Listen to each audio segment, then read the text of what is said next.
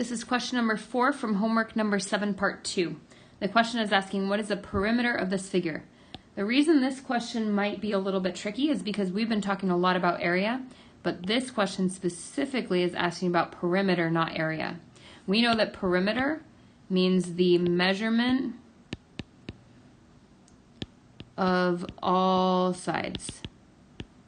All sides, including ones that are not labeled. So like this one right here, that's not labeled, this is not labeled, that's not labeled, this is not labeled. We need to figure that out. So if we go back here, the first thing that we'll need to do is figure out what is the measurement of these sides. So let's start with this one right here. I know that the bottom is 24.5 and these two are exactly the same length. So I can just transfer that up. Top would be 24.5. Then let's go ahead and try to find this one. This one should be pretty simple. These two are the same measurement, so this one also has to be 7 yards. And we can add our label up here as well, yards. And then finally we have these two right here. This is where it gets a little bit tricky. So I know that from the top to the bottom over here is 14 yards.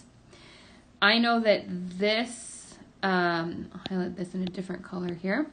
This one plus this one plus this one, if we take those and all shift them over to the other side here, that's going to take about that much.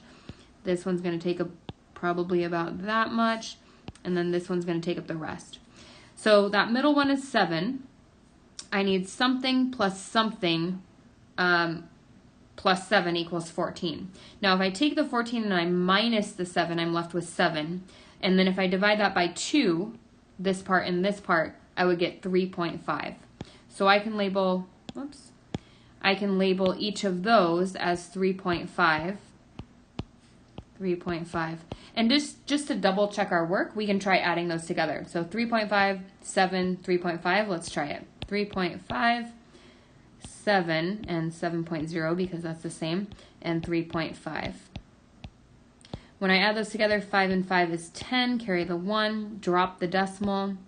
1 plus 3 would be 4, plus 7 would be 11, and plus 3 would be 14. So sure enough, 14, it adds up, it's going to be that side.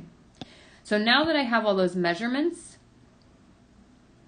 I can now find the perimeter by adding everything up. I'm going to get rid of all my marks here because one thing I like to do when I'm finding the perimeter is I like to highlight the sides that I've already put into my calculator so that I do not add something twice or forget to add something. So this one was 7, this one is 3.5. So I'm going to start over here on this side, 14. Write down 14.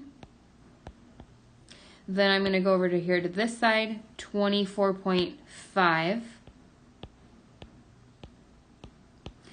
Then I'm going to come down here to this side, that's 3.5. Notice that I'm lining up my decimals. Come over here to this side, we said that's 7, I can write that as 7.0. Come over here to this side, that's also 7.0. Over here would be 7. And then dropping down would be 3.5.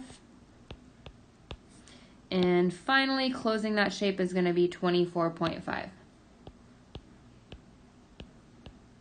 So if you look at what I did here with outlining, that way I make sure that I get every side only once and I don't repeat anything and I don't miss anything.